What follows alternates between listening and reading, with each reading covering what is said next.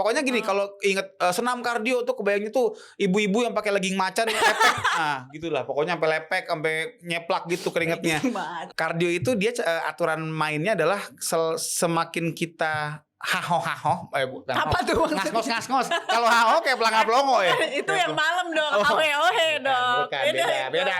Itu keringet malam. Tadi kan aku bilang 150 menit seminggu. Iya. Berarti kan 30 menit kalau 5 hari, ya kan?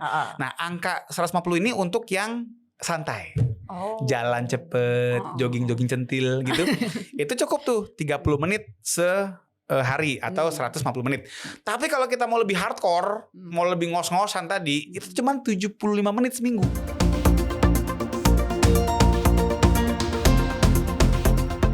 Teman interaksi, jumpa lagi di podcast Interaksi. Nah, di podcast ini kita akan ngomongin soal investasi. Tapi bukan investasi keuangan ya. Ada investasi yang juga sangat penting untuk hari tua kita, yaitu investasi kesehatan. Nah, di episode kali ini kita akan datangkan bintang tamu. Bintang laut, kayaknya udah bintang laut. Narasumber yang begitu luar biasa, yang disayangi di ranah media sosial karena konten-kontennya yang sangat viral ya. Dan dokter ini pemirsa teman interaksi, profesinya bukan hanya seorang dokter spesialis olahraga, tapi juga motivator, influencer, dan juga sebentar lagi akan jadi komika. Saya sama pelatih lumba-lumba sekalian kayaknya. Langsung saja, ini dia, kita sambut Dokter Andika Raspati, SPKO. Halo teman interaksi, halo teman internisti juga mungkin juga nonton, kita nggak tahu kan? Iya. Siapa tahu nonton juga internisti kan, siapa yang tahu? Halo semuanya. Nah, dokter, Yes. Gini deh, dokter kan kalau di media sosial tuh kontennya dicampur sama komedi ya. Ya kan? Deliverynya kita bikin dengan komedi lah. Itu kenapa sih tujuannya? Supaya lebih ringan. Karena kan bagi sebagian orang olahraga tuh kayaknya berat banget. Makanya dokter masukin ranah komedi gitu ya. Sebenarnya yang berat tuh bukan olahraganya ya. Kalau angkat beban ya berat ya. Tapi kesehatannya Mbak Nay.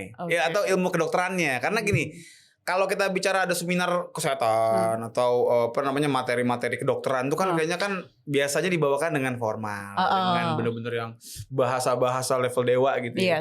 Dan sometimes aku ngelihat banyak malah yang ngerasa kayak lagi diceramahin, ngerasa lagi dikuliahin. Dan sepertinya akan menyenangkan kalau misalnya kita menyampaikan tuh seperti ke temen gitu. Dan sebenarnya aku juga sempet awalnya tuh aku bikin tuh serius banget Mbak.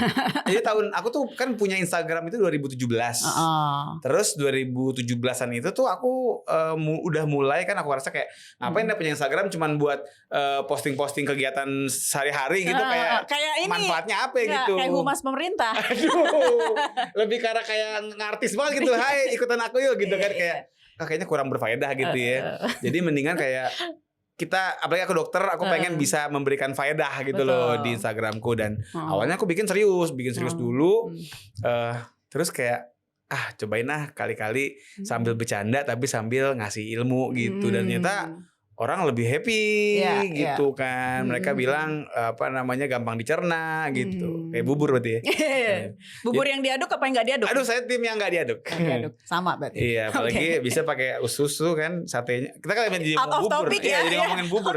Jadi ini nih, dokter bisa sampaikan lagi nggak mindset kepada mereka nih yang baru mau mulai coba olahraga rutin gitu ya. Bagi mereka yang ada di balik meja ya kan, atau ibu-ibu rumah tangga, bahwa olahraga tuh nggak seribet yang lo pikirin. Betul. Jadi buat kalian yang di balik meja, apalagi di kolong meja ya, coba bangun dah. Ngapain tuh di kolong meja? Coba, emang kucing. Jadi intinya gini, banyak orang tuh ngerasa kayak berat Mbak Nay untuk bisa olahraga gitu. Kayak Mbak Nay bilang ya, kayak ya Allah bisa olahraga. Karena udah berpikir olahraga tuh ribet. Mesti ke gym lah, mesti keluar duit lah, segala macam, keluar waktu berjam-jam atau mungkin berpuluh-puluh menit. Padahal mah enggak gitu. Kalau kita bicara untuk sekedar sehat ya, itu cukup 150 menit seminggu. 150 menit seminggu equals tuh berarti kalau kita bikin misalnya let's say seminggu 5 kali gitu ya, cuman setengah jam, 30 menit doang gitu. Maksudnya artinya nggak usah kita bayangin kita mesti lari 10 km 5 km, enggak juga. Kalau misalnya kita setengah jam mampunya cuma 2 kilo, ya udah nggak apa-apa di situ. Atau misalnya setengah jam mau kita isi dengan sekedar di rumah nonton YouTube ya kan, nyontoin gerakan-gerakan senam aerobik, nggak apa-apa. Setengah jam doang 30 menit. Beli dumbbell gitu ya. Beli dumbbell juga untuk itu kan untuk latihan otot ya, untuk muscle gitu. Muscle tuh cuma 2 kali seminggu cukup. Tapi kalau ibu-ibu rumah tangga yang mendeklar dirinya, dok tiap hari juga saya olahraga nih, ngangkatin galon, ngangkatin jemuran, itu gimana tuh dok? Ya. Jadi banyak orang bilang ngerasa, dok saya kalau nyapu ngepel gitu di rumah tuh capek banget loh, mesti udah berasa gerak banget. Apalagi misalnya rumahnya 9 lantai gitu kan. Oh itu rumah apa ya? Rumah Raffi Ahmad berapa lantai itu saya nggak tahu juga lagi berapa. Cuman intinya adalah walaupun melelahkan, tapi selama dia belum terstruktur, belum terukur, belum olahraga namanya. Karena yang namanya sebuah latihan fisik lah ya. Gini, di Indonesia tuh yang namanya olahraga tuh di kamus itu sebenarnya ada 2 macam gitu ya. Kalau di bahasa Inggris ada yang namanya sports, ada yang namanya exercise.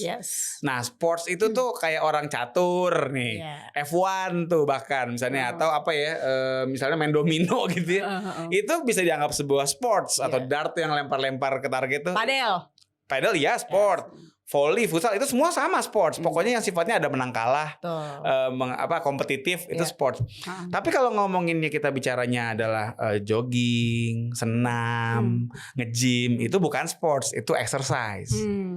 Nah, masalahnya di Indonesia itu istilah sports itu olahraga itu rancu nih dua-duanya. Makanya orang ngerasa kayak oh ya udah gue tiap minggu udah main pedal kok. Tiap minggu gue main badminton misalnya gitu kan. Itu baru sportsnya, belum exercise-nya. Padahal kalau kita bicara kita mau sehat, mau bugar, itu ngejar exercise-nya. Exercise dulu ya berarti dok ya, yang pertama. Jadi gini, kalau kita mau latihan sport, ini juga aku baru denger di beberapa konten gitu ya soal olahraga, kuatin exercise-nya dulu supaya nggak cedera. Betul. Jadi sebenarnya kalau kita bicara kita pengen ngelatih fisik, kita pengen ngebangun fisik, itu yang perlu diutamakan tuh yang exercise. Bukannya kita ngelarang main pedal ya, bukan yang ngelarang main tenis ya. Silakan gitu main badminton segala macam, tapi memang badminton, futsal dan teman-temannya tuh karena dia adalah olahraga permainan, kita nggak bisa naker. Padahal yang dibutuhkan untuk membuat sebuah kegiatan fisik itu membangun fisik kita, membangun kebugaran kita, ketertakarannya. Ya. Jadi kuatin dulu masa ototnya dok. Kuatin dulu pertama niatnya dulu. Sering banget orang gitu. Niatnya nggak kuat jadi setengah-setengah, ya kan? Jadi kuatin ya masa otot kardio juga penting. Karena kan kalau misalnya orang cuman latihan nge-gym doang, muscle doang, tapi jantungnya kurang kan juga. Oke, kita bedah satu-satu, bedah ya dokter. Bedah. Iya. Jadi kalau masa otot exercise kayak gym itu manfaat utamanya apa dok? Oke, pertama dari mana dulu? Dari ini dulu ya, muscle ya. Kita muscle dulu. Jadi muscle itu tuh sebenarnya manfaatnya banyak banget. Jadi bukan cuma sekedar buat dipamerkan. Iya dong, karena banyak orang nge-gym itu tujuannya untuk estetika, untuk supaya bisa pakai kaos ketat gitu kan, biar kayak roti sobek apa segala macam, ada stroberinya, ada coklat. Waduh, agak terlalu detail ya, sorry. Jadi kalau misalnya kita ngomongin muscle itu adalah penentu metabolisme dasar kita. Jadi mungkin pernah dengar ya teman interaksi semua pernah dengar istilah katanya kalau umur udah 40 ke atas tuh minum air doang jadi lemak. Banyak yang ngomong gitu kan. Meskipun ini enggak karena enggak benar. Mitos. Karena jelas yang namanya lemak itu akan tersimpan kalau kita kelebihan kalori. Air kan 0 kalori, enggak ada kalorinya. Tapi menjadi nyambung atau relate karena memang orang yang sudah berusia makin lanjut itu tuh ototnya makin kecil. Sehingga organ pembakar kalorinya makin sedikit. Makanya yang kita makan nggak ada yang dibakar, disimpannya di lemak kan gitu. Ya udah kalau gitu kita bisa katakan semakin kecil otot seseorang semakin rendah juga metabolismenya. Dan berarti sebaliknya semakin tinggi massa otot seseorang semakin tinggi juga metabolismenya. Makanya ada orang yang usia-usianya udah 45 atau 30-an ke atas tapi metabolismenya masih umur 20-an ya dok? Iya banyak kan. Kita kan sering tuh kalau periksa-periksa ada kan body composition yang cek massa lemak, massa otot. Kan ada body age tuh. Ya kan usia metabolisme. Sebenarnya itu lebih ke arah mencerminkan orang ini tuh metabolismenya kayak orang usia berapa sih gitu. Yang dilihat ototnya sebenarnya. Jadi kalau semakin dia banyak otot sedikit lemak akan dianggap muda. Dan sebaliknya kalau misalnya dia umur masih 30 nih, tapi nggak pernah olahraga ya kan, massa ototnya kecil, lemaknya semua tuh yang banyak tuh, akan dianggap udah jompo gitu, udah tua. Tapi memang secara fisik tuh memang terlihat juga sih sebenarnya, kelihatan wah ini jarang olahraga, ini yang fresh, lebih sering olahraga. Oke dok. Nah untuk perempuan juga ini penting ya dok ya. Nah itu dia, jadi buat perempuan jangan takut latihan beban ya. Oh nggak bakal gede kok. Nah itu dia, gini loh maksudnya. Kita aja laki-laki nih untuk bisa membuat badan kayak siapa Ade Rai gitu ya, atau misalnya kayak siapalah binaraga tuh yang kotak-kotak banget, itu setengah mati mana lah. Padahal kita sebagai laki-laki tuh punya hormon testosteron yang jauh lebih baik daripada perempuan. Jadi kami aja sebagai laki-laki yang hormon ototnya membuncah, itu mau bikin otot nggak cukup cuman ikutan free trial member gym sebulan gitu maksudnya. Harus bertahun-tahun mungkin dengan latihan yang makanan yang sangat ketat banget gitu kan, dengan protein yang sangat tinggi gitu. Mungkin pakai suplemen ini, suplemen itu. Jadi perempuan jangan mengira cuman megang barbel bentar doang langsung jadi six pack, nggak mungkin gitu ya. Oke. Terus jadi gimana sehatnya? Ya jadi untuk perempuan tetap olahraga karena untuk latihan beban ya terutama ya. Kayak misalnya contoh kita ngomongin dari segi tulang. Perempuan tuh rawan loh kena osteoporosis. Apalagi pas udah menopause gitu. Banyak banget perempuan udah umur 50 tahun tuh tulangnya kropos, gampang patah segala macam. Aduh, enak banget. Dan rupanya latihan otot bisa memperkuat tulang perempuan itu. Oke. Berarti investasi tulang ya? Investasi, iya bener. Jadi nabung otot istilahnya. Nabung otot yang kemudian juga manfaatnya akan dipakai buat tulang. Terus tadi yang ngomongin lemak. Kan kalau misalnya perempuan nih gitu kan pengennya makan seblak gitu kan, tapi nggak mau nyimpan lemaknya gitu maksudnya. Ya bangun otot lah, jadi biar seblaknya itu dibakar sama ototnya ntar gitu loh. Jadi biar bisa makan dosa. apa aja ya dok ya, ayam geprek, mie goreng campur nasi. Pakai sambal terasi juga boleh, pakai kremesan biasanya itu kenapa disebutan makanan. Tapi intinya gitu, intinya manfaatnya itu banyak banget buat perempuan latihan beban ya. Masuk aging nggak sih dok? Termasuk. Jadi kalau bicara aging tadi kan gitu, yang aku bilang barusan, metabolisme turun itu kan juga part of aging kan. Nah kita bisa bukan nge-reverse ya, lebih ke arah membuat atau mendelay lah gitu. Jadi artinya yang harusnya nyusruk nih langsung turun, masa ototnya kita bikin bisa lebih lambat turun, lebih lebih landai nanti dia lebih landai. Oke, nah itu ya perempuan tolong diingat ya, apalagi mungkin di atas usia berapa tuh dok? 30, 35 ke atas. Gini, sebenarnya kalau kita bicara penurunan massa otot, itu start dari 30.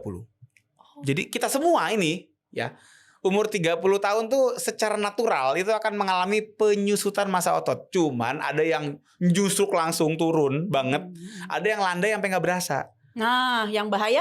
Yang bahaya itu yang langsung nyusruk. Karena ya tadi umur-umur 40 udah renta gitu, umur 50 udah gak bisa ngapa-ngapain gitu. Dan tadi akhirnya ototnya kecil, lemaknya yang banyak. Akhirnya lemak banyak jadi ke jantung lah. Sekarang umur 40 tahun udah ada yang kena serangan jantung udah banyak. Karena apa ya, gampang nyimpen lemak. Akibat apa? Massa ototnya gak ada. Nah itu ya makanya kita bangun. Nah bangunnya dari kapan? Subuh bangunnya. Kalau bangun subuh. Enggak, tapi maksudnya kita mulai ngebangun otot. Nah ini dia. Itu dari sedini mungkin. Supaya sebelum 30 tuh kita bikin sebanyak-banyaknya. Jadi kalaupun dia turun nanti sampai kita tua masih tinggi juga gitu loh maksudnya. Iya. Ya udahlah, aduh ini gimana ya, kayak kita nih di atas 35 nih masih, tapi yang penting konsisten itu ya dok. Iya. Kan gak mesti harus nge-gym member yang mahal dan lain sebagainya kan. Nggak harus. Di rumah nonton YouTube pakai bisa, pakai dumbbell bisa, atau bahkan gerakan-gerakan kayak misalnya ngeplank, plank, atau misalnya kayak orang squat gitu, atau lunges, sit up, push up, lalala. Itu kan nggak pakai beban, pakai berat badan sendiri maksudnya, nggak pakai alat gitu. Jadi kalau misalnya orang bilang olahraga ribet di mananya gitu. Emang niatnya aja berarti yang nggak ada. Dumbbell juga kan di Shopee harga juga berapa kan? Iya makanya boleh diklik di sini. Oh nggak ada ya. Saya kan ada sorry. Aduh, nih kalau ngomongin olahraga nih. Nah, itu dia ya. Jadi untuk para perempuan balik lagi kuatin dulu massa ototnya, supaya nanti investasinya itu bisa bertahan lebih panjang ya, Dok ya. Tapi tadi Manai, yang tadi kan kita ngomongin baru muscle nih. Jangan lupa ada kardio juga, ada jantung yang dijaga. Itu dia, mau ke situ. Sekarang lanjut. Jadi kalau kardio ini fokusnya lebih ke arah yang ya kayak jogging gitu kan. Bahkan jalan juga kardio, Manai. Jalan. Kadang orang mikir kan kayaknya kardio tuh mesti yang sampai gombios gitu, yang keringetan gitu kan. Pokoknya kalau body combat. Pokoknya gini, kalau inget senam kardio tuh kebayangnya tuh ibu-ibu yang pakai legging macan lepek. Nah, gitulah. Pokoknya sampai lepek, sampai nyeplak gitu keringetnya. Iya, enggak tahu, seneng banget legging macan, enggak tahu kenapa. Tapi intinya adalah sesuatu yang sifatnya kita perpanjang, kita pertahankan selama durasi tertentu, misalnya 30 menit. repetitif ritmik gitu loh, kayak orang jalan, berenang gitu kan, atau sepedahan. Itu ya kardio udah, meskipun nggak terlalu gombios. Jadi sekedar misalnya abis sholat subuh jalan tapi nonstop gitu ya kalau bisa ya, keliling komplek gitu 30 menit, that's a cardio. Nggak perlu sampai keringetan hawa-hawa gitu, nggak usah. Iya. Dan itu bagus banget buat jantung kita, paru-paru kita, darah juga jadi lebih lancar dari ujung kepala sampai ujung kaki. Gitu. Dan itu bikin kita fresh Mbak, karena gini, termasuk ke otak. Iya, betul. Termasuk ke otak. Jadi banyak banget orang-orang tuh apa ya istilahnya, setelah ada COVID brain fog gitu ya. Kayaknya kalau pagi itu loading lemot gitu kan. Itu kadang mungkin darah ke otaknya kurang lancar. Makanya apa? Kardio itu bikin darah lancar kan, muternya termasuk ke otak. Jadi apa? Otaknya pas kerja tuh apa ya, otaknya encer gitu. Iya, lebih fokus juga gitu ya Dok ya. Sampai keluar lewat hidung.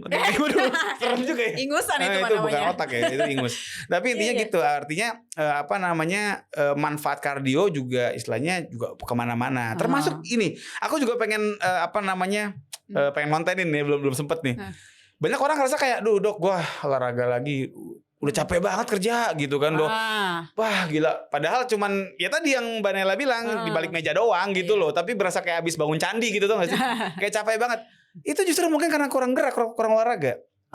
Karena dengan kita berolahraga, dengan kita melancarkan aliran darah kita tadi ke otak, ke otot semuanya, kita akan gak gampang capek. Kita nggak akan gampang lelah, dan alhasil ya udah pulang kerja masih bisa main sama anak, masih bisa ngapa-ngapain lagi loh gitu maksudnya. Jadi kalau teman-teman interaksi semua tipikal yang tadi tuh, kalau pulang kantor tuh kayak daun kemangi pecel lele, tau nggak tuh? Lemes banget, layu banget tuh gitu, lihat tuh kayak nggak ada rangkanya gitu, kayak nggak ada rangkanya. Ya itu mungkin gara-gara kurang bugar, kurang olahraga. Jadi bisa cepat sakit pinggang gitu. Termasuk ya, sakit pinggang. Terus tadi ya gitu, kayak nggak ada energinya, kayak lobet. Apalagi akhir bulan ya Dok. Itu semuanya. Tambah sakit. Iya, itu jadi itu mungkin karena kurang gerak, kurang olahraga justru. Jadi orang yang, saya sempat lihat konten dokter yang duduknya lama 7 jam itu juga rentan. Berita yang kurang mengenakan adalah meskipun kita udah olahraga Mbak Nay, tapi kalau kita sehari itu duduknya lebih dari 7 jam total ya, itu kita tetap punya resiko untuk mengalami berbagai macam penyakit. Ngomonginnya kita sakit jantung, hipertensi, diabetes tuh. Kalau kita memang tipikal orang yang duduk lama kerjaan, itu memang dibandingin sama mereka yang duduknya sedikit, itu resikonya lebih tinggi. Apalagi kalau paginya nggak olahraga sama sekali, lebih tinggi lagi kan. Gitu. Artinya memang yang tadi aku pengen tanggapin dari yang Mbak Nay bilang, meskipun sudah olahraga pagi, jangan jumawa juga gitu. Jangan kan penting gue pagi udah lari barusan, terus dari siang sore malamnya duduk mulu drakoran ya kayak gitu. Nah itu kurang sehat juga. Jadi idealnya tuh gimana sih Dokter Dika? Misalnya dalam seminggu nih nyempetin waktu gimana tuh? Jadi gini, intinya kalau kita bicara gerak, kita bicara ada 3 nih. Ada NEPA. NEPA itu tadi non-exercise physical activity, NEPA, NEPA. Itu tuh kayak orang tadi yang kita bilang nyapu, ngepel, apalagi barusan angkat galon gitu kan. Itu NEPA. Jadi dia bergerak tapi bukan olahraga. Yang kedua tadi exercise yang aku bilang. Yang ketiga sports, yang permainan. Jadi kita bikinnya gini. Pertama, NEPA nggak boleh sedikit juga. Artinya kita mesti menjadi orang yang memang banyak bergerak. Kalau kita bicara gimana taunya kita banyak bergerak apa enggak di hari itu. Kadang kita bisa pakai yang simple as ngitung langkah. Sekarang di handphone, even di jam tangan udah kebaca kan. Nah itu bisa menjadi gambaran secara umum kita aktivitinya segimana sih. Gitu. Misalnya say 10.000 langkah, that's a good number gitu kan. Artinya bisa dibilang kita berarti aktif tuh hari itu. Tapi tadi kalau cuma ngomongin langkah doang, berarti kan kita kan nggak tahu langkah itu kita tempuh dengan terstruktur apa tidak. Karena kalau kita mau bikin jantung lebih terlatih, mesti ada yang structured, which is exercise. Jadi dikombin tuh antara NEPA yang aktif dengan exercise yang memang rutin dikerjakan. Nah yang ketiga yang sportsnya itu, kalau teman-teman punya hobi untuk bersosialisasi, komunitas pedal dan teman-temannya, di situ tempatnya. Gitu. Nah ini nih sejak kita adanya padel-padelan ini nih Dok, ini tuh kan makin banyak orang yang awalnya tuh FOMO tapi lama-lama ketagihan untuk olahraga, ada unsur sosialnya di situ, dan ternyata dari segi manfaat kesehatan mental ini nyambung sekali ya Dok ya. Apa tuh Dok istilahnya kalau bahasa Sundanya Dok? Mensana and corpore sano ya Dok. Itu Sunda bagian Chicago sepertinya. Jadi ada Ciamis, ada Chicago. Itu sebelahan. Jadi memang mens sana in corpore sano, artinya gue main ke sana lu main ke sono. Enggak gitu dong. Artinya di dalam jiwa yang sehat terdapat pikiran yang sehat juga lah, katanya gitu kan, terdapat fisik yang sehat, itulah pokoknya. Intinya memang kita yang namanya bergerak itu akan bisa menyeimbangkan hormon-hormon otak, termasuk endorfin, serotonin, dopamin itu semua jadi balance, sehingga kita akan lebih happy. Dan tadi kalau kita ngomongin FOMO ya, aku pribadi sebenarnya untuk sekedar mulai, FOMO tuh ada manfaatnya sebenarnya. Cuman gini, jangan sampai kita memilih sesuatu emang pure karena FOMO doang gitu. Karena takutnya begitu ini barang hilang, orangnya hilang juga gitu kan. Jadi FOMO as a starter ya fine-fine saja. Juga. Tapi kalau misalnya kita kemudian jadi anggot-anggotan, hilang-hilangan, cuma ngikutin tren doang, begitu bahan kontenan habis nih, hilang juga, berarti salah motivasinya. Gitu. Oke, jadi pilihlah olahraga yang juga sesuai dengan minat kita ya, maunya kemana. Betul banget, karena percuma kita olahraga kalau nggak happy, nggak bakal jadi habit. Ini dok, aku kan karena udah pernah nge-gym nih waktu itu 3 bulan lah, let's say ya kan. Free trial. Bukan. Bayar. Free trial dulu habis itu. Nambah. Ya member. Udah gitu bosen dok. Bosen nih ya kan. Ya udahlah lepas, nggak pakai PT, tapi tetap coba-coba sendiri nih ya kan. Udah gitu bulanan nambah nih ya kan. Lumayan. Akhirnya sendiri di rumah. Yang penting dumbbell gitu pakai dumbbell set. Itu masih nggak apa-apa seminggu 3 kali. Nggak apa-apa banget. Cuman gini, kalau misalnya memang kita mau fokus membangun muscle gitu ya, kadang kita dumbbellnya nggak bisa cuma satu mana. Karena untuk latihan otot itu sebenarnya nggak cuma latihan otot doang ya. Semua latihan itu perlu namanya progressive overload. Jadi kalau kita punya satu dumbbell nih, let's say 5 kilo contoh ya, 5 kilo gitu kan. Kita angkat nih buat main dumbbell curl misalnya gitu kan, buat bicep. Awalnya mungkin pertama kali nyobain udah 12 kali juga udah syukur gitu. Tapi begitu terusan kan udah enteng. Mesti naik harusnya. Oh, jadi bertahap ya? Harusnya naik bertahap. Kalau perempuan boleh nggak dari 2,5 dulu, nanti naik 5, nanti naik 10 gitu ya? Aja. Intinya gini gampangnya. Kalau misalnya nih teman interaksi mau tahu ya, kira-kira beban ini pas apa enggak, coba ini dumbbell mau yang 2,5 mau yang 5 berapapun ya, kan beda-beda kan tergantung kemampuan. Bisa nggak diangkat sampai 14 atau 15 kali? Kalau misalnya dia diangkat sampai 14-15 kali, begitu 16-nya udah gemeteran nggak bisa ngangkat, itu tuh sweet spotnya. Bisa kita bilang beban yang pas. Karena begini, kalau kita bisa ngangkat sampai 30 kali gitu kan, berarti keentengan. Oh gitu. 30, 31, 32 gitu kan, ambil nonton Dracin gitu. Berarti keentengan buat ngebangun muscle dan juga strength. Endurance mungkin bisa. Tapi kalau kita bicaranya fokusnya membangun massa otot dan juga strength-nya, kita mesti cari yang memang begitu 14, 15 bisa, 16 sudah nggak bisa di situ. Tapi kalau misalnya baru 5 kali, 6 kali udah nggak bisa, berarti keberatan. I see. Gitu caranya gitu. Nah nanti lama-lama kalau diterusin akan berubah angkanya. Kalau pokoknya yang penting jangan takut tangan gede ya dok. Nggak ada hubungannya. Nggak segampang gitu. Ya bisa, tapi teman-teman kalau mau tangannya gede itu mesti programnya gila-gilaan. Kadang mesti pakai, apalagi perempuan ya, mesti pakai suplemen juga. Nggak segampang itu. Soalnya kan gini, ada perempuan-perempuan yang gue nggak mau nge-gym nanti badannya jadi takut kayak laki. Mendingan pilates aja. Jadi dia milih cewek-cewek pilates, cewek-cewek gym, cewek-cewek padel gitu. Ada klasifikasinya. Kenapa jadi kubu-kubuan gitu ya? Maksudnya kita kan sudah cukup terpecah nih kemarin nih. Jadi kalau bisa olahraga jangan bikin jadi pengkubu-kubuan lagi, karena tadi pedal kan bukan exercise. Pedal itu sports. Jadi kalau teman mau fokus membangun fisik bukan dengan pedal. Gitu. Tapi ya tadi kalau misalnya memang buat have fun daripada nggak bergerak sama sekali, ya udah oke. Tapi kalau kita mau, let's say kita mau ngebangun muscle, ya sebenarnya nge-gym paling enak. Pilates boleh nggak? Boleh, tapi tadi yang namanya setiap olahraga pasti, aku berani ngomong, pasti ada plus minusnya. Nggak ada olahraga yang paling baik di dunia ini, nggak ada. Semuanya pasti punya kelemahan dan keuntungan. Pilates apa contohnya? Pilates yang pertama dia kan pakai body weight kan. Dan sometimes untuk bisa bikin progressive overload dengan menggunakan body weight itu juga nggak semudah kalau kita di gym.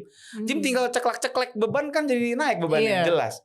Tapi kalau kita ngomongin yang nge-gym, ya tadi ada orang-orang yang memang boring kalau apalagi sendirian gitu. Lebih seru kalau rame-rame gitu kan? Overthinking ya, apalagi ngeliat sebelah, wah sebelah kok bisa ngangkat segitu ya aja gitu kan. Apalagi ngelihat sebelah, wah laki nih, taunya laki apa laki nih kan gitu. Nah itu artinya bisa dibilang ya kita punya plus minus dan kita sesuaiin.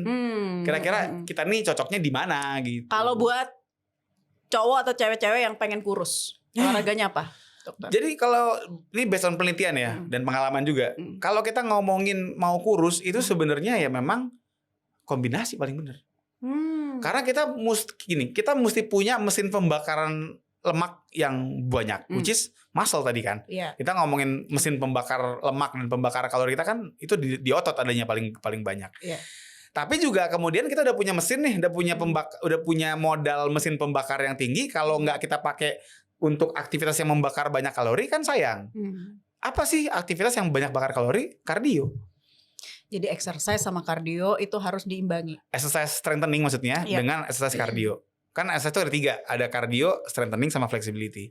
Ya ada lagi 4 orang bilang neuromuscular, tapi ya udahlah kita gampang 3 aja.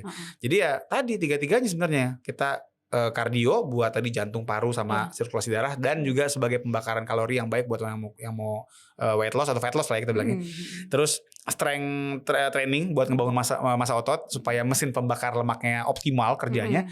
Amat lagi ada sebenarnya flexibility. Ya jangan sampai kita jantungnya oke, ototnya oke tapi kaku badannya gitu loh, biar tadi nggak gampang cedera juga termasuk. Untuk awal-awal tuh udah 30 menit sampai sejam lah misalnya maksimal. Itu seminggu tuh berapa kali sih dok idealnya? Tadi kalau kita bicara kardio kita ngejar 150 menit. Ya untuk yang medium intensity. Jadi kalau untuk gini, kardio itu dia aturan mainnya adalah semakin kita haho-haho, apa tuh ngos-ngos. Kalau haho kayak pelangap-pelongo ya. Itu yang malam dok, ohe dok. Beda. Itu keringat malam dok. Tolong ya, ini kita lagi nggak ngebahas ke arah sana ya Mbak Nay. Tolong nih mah. Bukan ranahnya Febriski. Iya, ini Febriski nih, mana nih Febri nih. Nah ini gitu. Jadi kalau misalnya kita ngomongin dari segi yang olahraga yang high intensity, jadi yang ngos-ngosan, itu tuh kita bisa dapat durasi itu lebih pendek boleh. Gini. Tadi kan aku bilang 150 menit seminggu. Berarti kan 30 menit kalau 5 hari, ya kan? Nah, angka 150 ini untuk yang santai. Jalan cepet, jogging-jogging centil gitu. Itu cukup tuh 30 menit sehari atau 150 menit. Tapi kalau kita mau lebih hardcore, mau lebih ngos-ngosan tadi, itu cuma 75 menit seminggu. Lah, justru gitu. Iya kan dia juga semakin tinggi effortnya, semakin pendek durasinya yang dibutuhkan maksudnya. Balik lagi tuh pilihan masing-masing. Buat orang-orang yang punya waktu banyak dan memang mungkin gak terlalu terlatih, main santai dulu aja. Tapi memang agak sedikit lebih panjang durasinya. Buat yang waktunya pendek tapi dia juga fisiknya aman, ya main high intensity aja biar lebih pendek. Sehari 20 menit gitu jadi dah. Jadi itu teman interaksi, nggak seberat yang kamu pikirkan kok gitu 20 menit dari 24 jam berapa persen sih? Nggak nyampe 2%. Yang berat tuh alasannya kali ya dok ya? Sekarang gini ya, saya sering ngomong, kita coba deh sekarang ngecek handphone masing-masing deh ya. Tapi ntar abis ini habis ya. Abisin dulu episode ini. Jadi begitu selesai, coba buka Instagram atau TikTok, whatever medsos yang bisa dipakai, lihat screen time-nya berapa jam hari itu. Wah, itu ya. Penelitian aku kemarin baru banget lihat itu, orang Indonesia itu kurang lebih sekitar 3,5 jam per hari. Nonton itu drama Cina yang CEO nyamar jadi cleaning service. Itu berapa jam apa dia ngaku coba? 2 jam. 2 jam baru ngaku dia. Aku sebenarnya adalah CEO dari Shanfeng. Nah gitu kayak gitu. Nah itu coba ambil 30 menitnya aja dari 3,5 jam buat ya nonton YouTube, gerakan-gerakan senam aerobik, keliling komplek habis subuh. Apa tuh? Itu dia tuh ya, advice dari Dokter Dika yang semoga bisa membuka pikiran kita semua. Pikiran yang dibuka ya, jangan yang lain. Iya, mungkin kotak amal juga bisa dibuka. Dok, udah nih kita udah mulai rutin olahraga, udah mulai ngerti nanti porsinya, takarannya seperti apa. Yang perlu dimaksimalin lagi juga jaga makannya ya dok ya. Betul. Gimana tuh silakan dokter. Ya jadi memang jaga makan ini part yang paling menantang kalau buat saya. Kalau buat saya malah makan yang lebih menantang daripada olahraga. Olahraga mah enak, happy kan gitu. Senang. Begitu kita harus membatasi makan memang berat sekali. Tapi bisa. Karena gini. Sebenarnya tidak harus kita itu menghindari yang namanya nggak boleh makan nasi gitu. Enggak. Even Kemenkes aja ya, kalau misalnya teman-teman mau buka yang namanya isi piringku by Kemenkes, itu tuh ada nasi di situ tuh ada nih nasi segini plek jatahnya, which is cuman 1/3 piring memang. Jadi makan nasi boleh, Cuman orang kita kadang-kadang kebanyakan. Banyaknya bukan banyak biasa dong. Iya banyak banget ya kan. Karena tadi kadang gini, yang kalau kita diisi piringku tuh yang paling banyak partnya tuh seratnya sebenarnya. Jadi tadi nasi sepertiga piring, setengah piringnya serat, sayur buah. Lah kita udah mana nasinya full, 3 dimensi kan muncung ke atas gitu. Nah sayurnya cuma topping doang, stuck gitu kayak cuma formalitas. Kayak tau gak sih makanan Perancis tuh yang diketek gitu doang gitu. Proteinnya 2 daun. Nah, kan tadi kan sepertiga tuh nasi, setengah itu lauk sayur sama buah ya kan. Nah, sisanya tuh tempat lauk, protein. Itu. Jadi makan nasi ya masih bisa tapi tertakar ya porsinya. Iya, tertakar dan kalau aku pribadi tipikal orang yang untuk menikmati hidup emang ya udah makan 3 kali sehari gitu. Dokter masih makan nasi nggak? Makan banget. Nasi putih. Nasi putih. Kan orang ada yang ganti dengan nasi beras merah, nasi basmati gitu. Nah itu nasi merah sama nasi putih itu bedanya lebih ke arah glycemic indexnya. Artinya merah itu lebih berserat, gampangnya gitulah. Dia strukturnya nasi merah itu lebih sulit dicerna sehingga apa yang kita makan nggak semuanya keserap. Oke. Tapi ini dapat tanda kutip digantikan ya, tanda kutip dengan kita juga masukin serat. Konsepnya kalau saya ya, diet itu bukan yang kayak program diet 3 bulan, 6 bulan, enggak. Yang namanya diet sehat atau pola makan seimbang itu mesti seumur hidup. Jadi gimana kita bisa menjalani sesuatu seumur hidup kalau kita sebenarnya tersiksa ngerjainnya gitu. Makanya maaf ya, banyak orang-orang mau yang mungkin teman kita sampai public figure yang terkenal itu awalnya mungkin kurus banget gitu kan. Karena mungkin dietnya tuh ketat, tapi nggak bisa bertahan lama. Jadi hitungan bulan udah balik lagi ke bentuk semula gitu. Ini orang apa memory foam balik ke bentuk semula. Jadi ya carilah memang yang kita itu bisa nikmatin sampai seumur umur gitu. Oke. Nah tapi kan ya pasti ya seorang dokter kan terjaga nih walaupun dokter masih makan nasi gitu. Ada nggak pengalaman-pengalaman ketika dokter sebenarnya kayak gemes nih misalnya. Pernah nggak sih makan di warteg dok? Oh sering, aku sering makan di warteg karena memang gimana tuh? Ya sebenarnya gini, aku kalau di warteg itu paling wanti-wanti abangnya atau ibunya adalah Bu nasinya setengah aja. Kadang bahkan aku minta kalau aku tahu nih warteg langgananku setengah aja kayak buat setengah populasi gitu ya. Kayaknya setengah itu banyak banget gitu loh. Aku akan bilang 1/4. Oh oke. Karena untuk kita bisa bilang 1/4 barulah dia akan memberikan porsi sesuai takaran Kemenkes gitu. Ya udah ngomong gitu. Bukan 1/4 ini ya Magicom. Enggak itu terlalu berlebihan. Jadi kita nasi sedikit. Kalau lauk pauknya kan warteg. Kita ngomonginnya warteg yang hygiene ya, maksudnya bukan warteg yang jorok gitu ya, warteg yang hygiene yang bersih. Kan sayur banyak di situ. Lauk pauk juga ikan ada, ayam ada, tinggal pilih tempe itu kan protein. Jadi jangan banyak gitu Mbak Nai bilang, wah saya gimana mau makan sehat? Saya di sebelah cuma ada warteg dong. Lah warteg juga bisa dibikin menu sehat. Iya. Jadi ya, what's your excuse? Wih, gokil ya. Udah kayak orang bener aja gue. Lanjut. Nah ini ya tadi dok. Jadi banyak orang yang sebelum olahraga tuh butuh sesajen khusus gitu. Misalnya sebelum olahraga pengen ngopi dulu nih atau memang makan karbonya dibanyakin. Itu nggak apa-apa? Nggak apa-apa. Kalau gini, kopi itu dia adalah kita sebutnya zat ergogenik. Atau zat yang dapat mengamplifikasi atau meningkatkan performance. Atlet make kopi. Aku beberapa atlet cycling, aku di cycling ya. Itu dia sebelum tanding mesti ngopi dulu. And that's okay. Kecuali memang ada orang-orang yang nggak kuat kopi, lambungnya jadi asam lambung, jangan dipaksain. Ada orang kayak gitu ngopi jadi malah sepanjang olahraga gitu kan nggak seru ya. Betahak mulu gitu maksudnya. Jadi kalau emang kita nggak ada masalah, monggo aja. Kalau bicara karbo, nah ini jangan sampai malah jadi offside gitu loh. Kadang kita kebayang, gue mau lari ini besok, padahal cuma setengah jam larinya, cuman mungkin 3 atau 5 kilo, kan nggak perlu carbo loading segitu mah gitu. Jadi makan biasa aja itu. Nggak apa-apa ya. Tapi karbonya jangan misalnya nasi campur mie. Itu ini bagus nih. Nih, boleh nggak nasi campur mie? Aku boleh, tapi nasi setengah mie setengah. Ya nggak apa-apa dong. Kayak minta jadi kalau kita bikin sepertiga itu nasi, ya udah kalau kita mau masukin mie di situ, ya jatah sepertiga nasinya kita kurangin lagi buat tempatnya si mie. Kan yang penting sepertiga karbo. Betul. Mau dia pakai nasi, mie, kentang. Jadi, nah ini kalau kita di kotak-kotak syukuran nih, kotak-kotak apa sih sebutannya? Berkat, nasi berkat. Kan sering gitu nasi lauknya mie sama kentang. Belum ada kerupuk lagi kan itu kan karbo semua. Nah ini salah. Gitu. Harusnya kalau dia mau masukin karbo kentang atau mie atau teman-temannya ya pakai jatahnya si yang sepertiga tadi. Nah, itu tadi ya. Jadi perlu kita benar-benar pahami takarannya seperti apa. Ya, gitu. takarannya. Dok, mitos-mitos yang sering muncul nih, Dok ya. Ayo, apa tuh biasanya kalau okay. olahraga, habis olahraga nggak boleh minum air dingin. Atau ada lagi kah mitos-mitos yang muncul di permukaan saat ini?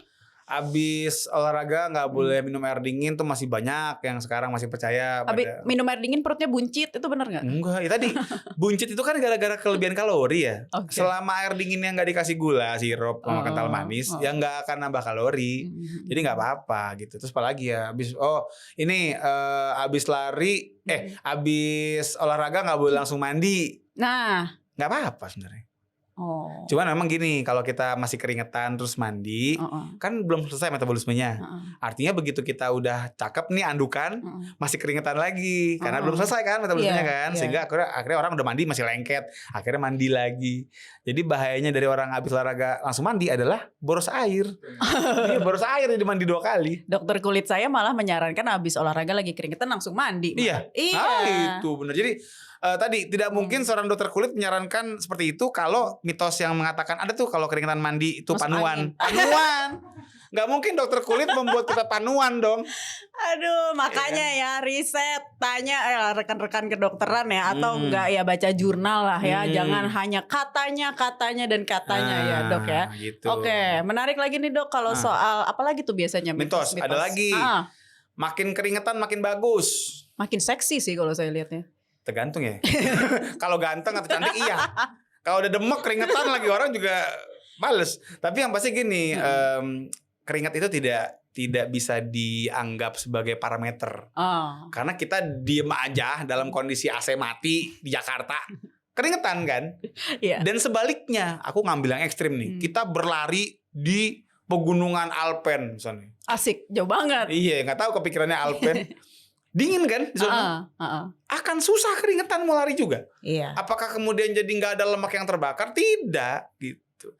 Jadi yang namanya lemak terbakar, kalori yang terpakai, terus efek keterlatihan itu nggak ada hubungannya sama keringet. Oh gitu. Jadi nggak usah tuh lari misalnya pakai jaket kan banyak tuh. Masih kadang masih ngeliat loh. Meskipun udah mulai berkurang ya, karena mungkin edukasi udah makin banyak, tapi masih kelihatan tuh orang-orang lari tengah hari pakai jaket silver. Biar gak hitam, Dok. Ya kali ya, jangan-jangan gara-gara itu ya. Gue udah suzon aja sama orang ya, mungkin iya kali ya juga ya. Kita kadang suka suzon sama orang, tapi kita gak boleh terlalu husnuzon sama kesehatan. Wih. Gue tuh nyimak podcastnya Dokter Dika, makanya gue selalu. Emang gue pernah ngomong gitu ya? Emang pernah ngomong gitu? Pernah. Sampai lupa. Iya. Gimana tuh, Dok? Pemaparan. Pemaparan. Ada. Oke, saya buka PowerPoint ya. Kita buka presentasi ini. Lanjut, Dok. Kayaknya gini deh maksudnya. Artinya kita jangan terlalu merasa bahwa kita itu sehat dan aman gitu. Jadi tadi yang bilang jangan jumawa kita ngerasa kita cukup sehat, kita cukup bugar, padahal ternyata ya kita tidak sebugar itu, tidak sehat itu. Karena sometimes ada beberapa bom waktu yang emang gak ada gejalanya. Kayak orang misalnya punya masalah jantung, kadang-kadang tuh nggak langsung bergejala. Orang juga punya misalnya penyempitan pembuluh darah, gitu-gitu juga nggak semuanya langsung bergejala. Dan ya tadi termasuk kita ngomongin obesitas. Iya. Kan sekarang kayaknya lucu-lucu aja gitu orang-orang obes gitu kan, buncit seksi kan gitu kan. Padahal kan bom waktu itu. Iya. Banyak juga ada yang denial lah, suka bilang gue rutin kok cek kesehatan, tapi ini orang nggak pernah olahraga nih, Dok. Iya. Gue rutin kok nggak ada apa-apa. Iya. Sama kayak orang yang mohon maaf ya, misalnya ada yang smoking terus kayak aman-aman masih main futsal gue gitu. Iya, jadi kayak misalnya termasuk orang yang misalnya ngerokok gitu ya. Ngerokok kan jelas ya buat kesehatan nggak bagus gitu kan. Tapi banyak orang bilang gue fine aja, gue bisa main futsal, masih bisa main bola gitu kan. Ya gampangnya kalau lu nggak ngerokok, lu akan lebih gacor lagi main futsalnya. Kalau lu nggak ngerokok, lu akan bisa lebih napas kuda lagi gitu dibandingin yang sekarang gitu. Dan kita ngerasa nggak kenapa-napa sekarang kan, nggak tahu nanti 2 tahun lagi, 3 tahun lagi. Jadi ya jangan terlalu berbaik sangka, tapi ya kita coba evaluasi lagi. Dan termasuk bahkan juga udah ada gejalanya pun kadang orang masih terlalu husnuzon, Banai. Kalau jantung tuh gejalanya apa? Nah itu kayak misalnya nih nyeri dada, itu kan paling common. Artinya masalah jantung yang apalagi karena penyumbatan itu kan gejala utamanya kan nyeri dada. Nah orang kita kan masih kadang ini paling otot kali ya. Ada kadang angin ini mah gitu. Angin duduk. Ya kalau angin duduk udah agak takut lah gitu kan. Tapi ini angin masih nungging nih, belum duduk-duduk banget nih. Posisinya masih setengah duduk. Jadi akhirnya apa? Nggak ke dokter. Aku sering Mbak, zaman aku masih dulu koas ya, dan juga masih enggak lagi dokter umum juga udah waktu masih tugas di IGD dulu. Itu nggak sekali dua kali aku nemuin keluarga pasien datang gitu kan bawa saudaranya atau keluarganya yang udah serangan jantung tapi terlambat dibawa. Gara-gara apa? Mereka lebih mengutamakan ngerok dulu.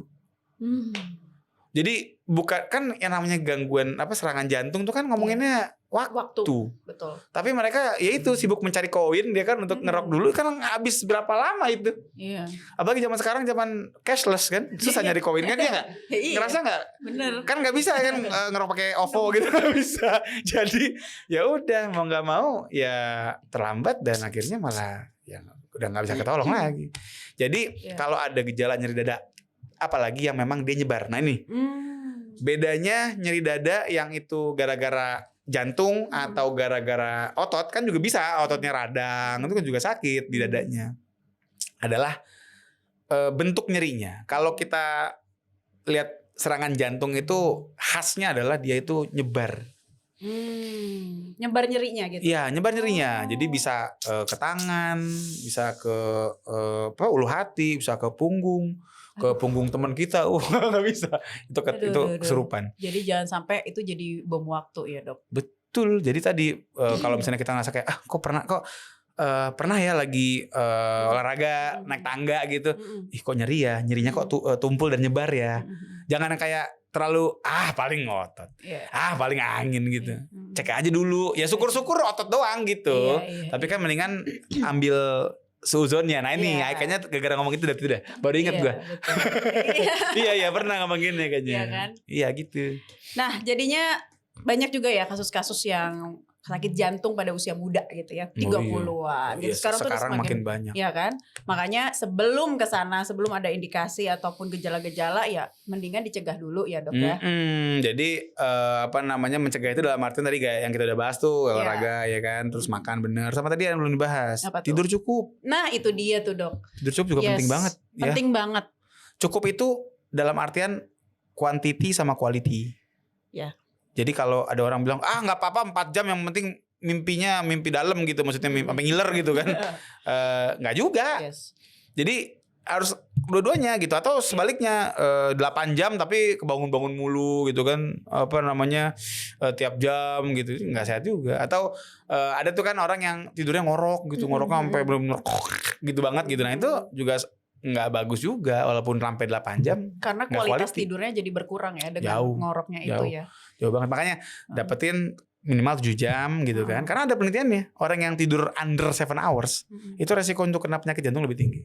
Dan juga baru-baru ini aku dengar di penelitian juga, perempuan yang tidurnya kurang dari 7 jam bisa lebih cepat meninggal, Dok. Nah itu dia makanya gitu. Tidur siang itu tidak bisa menggantikan tidur malam. Jadi tidur siang sama tidur malam itu dia manfaatnya beda, fungsinya beda. Tidur siang itu lebih ke arah buat quick recovery, alertness kita, daya fokus segala macam ya kan. Tapi kalau ngomongin reparasi tubuh, muscle ya kan, apalagi olahraga nih yang ngebong muscle, regenerasi otot-otot kita setelah dipakai gitu kan. Fungsi kognisi itu di malam semua. Jadi kalau siang tuh tidur siang tuh buat lebih ke arah bonus aja gitu maksudnya. Iya. Karena mungkin lagi ada waktu gitu ya, nggak tiap hari juga tidur siang. Tergantung pekerjaannya gitu kan, tergantung pekerjaannya. Jadi kalau driver ojol mungkin jangan kali itu.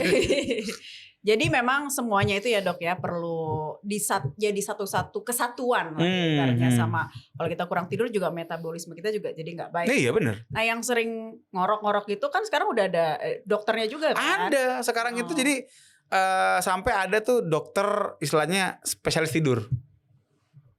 Jadi dokternya? Ada dokter dokter, dia tuh bisa dokter kalau di kita memang belum ada spesialisnya. Jadi dokter umum tapi dia mempelajari tentang tidur. Sampai ada yang namanya klinik tidur sekarang udah mulai banyak. Iya, aku pernah dengar tuh. Itu kalau nggak salah nama gangguannya sleep apnea. Sleep apnea, benar. Jadi makanya sekarang ada lab dan klinik itu yang sampai disebut dengan klinik tidur. Jadi kalau kita kesana tuh nggak ada orang, tidur semua. Mana orangnya nih? Oh tidur semua petugasnya, tidur. Dokternya juga lagi tidur. Waduh gimana saya bisa berobat nih? Jadi Oke, gitu. ya jadi kalau mengalami gangguan-gangguan yang seperti itu yang membuat diri sudah ngerasa nggak nyaman ya, mendingan deh konsul deh. Gitu. Jangan nebak-nebak. Tadi berarti kan olahraga udah, makan udah, terus kemudian apa tadi tidur, sama ya mental health. Jangan baper, jangan overthinking. Iya. Tapi kalau ngomongin soal sakit di dada itu saya biasanya kalau lagi overthinking sama laki itu begitu. Iya memang. Emang soal gitu laki itu. Loh kok kita malah bukan yang ngebelain ya. Nah, benar banget kalau kata dokter Dika itu tadi ya. Kesehatan fisik akan juga membantu untuk penyembuhan kesehatan jiwa ya, dan juga fisik yang sehat akan jadi jiwa yang sehat. Dan sebaliknya juga dengan mental dan jiwa yang sehat juga ke fisik juga lebih bagus. Betul. Karena ada beberapa penyakit yang memang datangnya gara-gara mental. Kalau teman interaksi pada dengar istilah psikosomatis. Psikosomatis. Ya kayak gini deh. Gak usah ngomongin penyakit yang aneh-aneh, Banai. GERD, asam lambung, itu kan pencetusnya kan sebenarnya yang sangat banyak itu karena dari beban pikiran. Jadi jangan cuma nyalahin makan cabai nih, makan asam. Enggak, kadang-kadang enggak makan cabai enggak makan asam tapi lagi stres kan.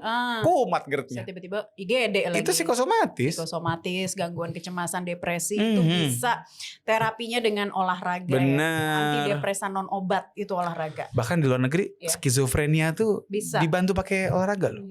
Di sininya belum terlalu. Jadi tadi hormon-hormon yang bisa didapat dari olahraga itu untuk juga menyembuhkan mental ataupun menjadi jiwa sehat itu adalah endorfin, dopamin, serotonin lah. Itu kita jaga balance-nya. Karena kan serotonin, dopamin itu kan mesti balance kan. Nah, olahraga tuh mengoptimalkan keseimbangan itu. Jadi hormon bahagia ya. Hormon bahagia. Endorfin itu kan singkatan. Apa tuh? Endogenous morphine. Iya. Jadi seolah-olah kita sedang menggunakan morfin. Kan orang kalau pakai morfin kan kayaknya tenang gitu. Saya nggak tahu kata orang ya, saya nggak pernah. Tapi jangan. Intinya dia akan merasakan ketenangan. Bahkan kalau ada nyeri-nyeri itu bisa berkurang nyerinya. Karena olahraga, karena keluar tuh di si endogenous morphine itu. Betul. Jadi nggak ada yang berat ya, no excuse yang kayak kalian pikirkan itu. Jadi mulai lagi rutin olahraga untuk kesehatan fisik dan kesehatan mental. Silakan closing statement dari Dokter Dika deh. Oke, pokoknya teman interaksi, kalau teman-teman mau menjadi pribadi yang bugar gitu kan, yang sehat terus sampai tua gitu kan. Yuk dari sekarang kita olahraga ya. Bukan cuma sekedar FOMO tadi kan. Ya wah lagi pedal segala macam. Tapi memang yang sifatnya kita sibuk dengan, bukan sibuk mencari penilaian orang gitu ya, validasi orang, tapi juga sibuk untuk membangun diri kita sendiri. Fisiknya, mentalnya gitu kan. Dan carilah olahraga yang bikin kita happy. Olahraga yang kita enjoy mengerjakannya, karena tujuannya adalah membuat itu sebagai sebuah habit sampai tua. Jadi kita akan menjadi orang yang sehat dan bugar sekarang sampai selamanya. Amin. Gitu. Ya ampun, closing statement yang sangat menyentuh dan menampar kita sekali. semua. Waduh. Tapi sebelum kita closing, Dokter Dika sekarang prakteknya di mana? Aku praktek di Wells Pro, ada namanya klinik sport gitu, Manila. Jadi untuk teman-teman yang punya problem seputar olahraga atau cedera ya, terutama cedera. Memang pasienku mostly emang karena cedera, tapi sebenarnya ada juga yang datang karena dok, gue mau olahraga bingung mau ngapain nih. Gue punya kondisi misalnya ada saraf jepit lah, atau misalnya gue obesitas nih, pengen olahraga gimana ya yang aman. Nah itu juga banyak yang ke tempatku. Curhat masalah pribadi boleh? Ke sebelah aja nih. Nah ini ke psikolog. Nah. Makasih Dokter Dika. Thank you Mbak Nain. Dengan senang hati semuanya. Sampai jumpa. Dadah.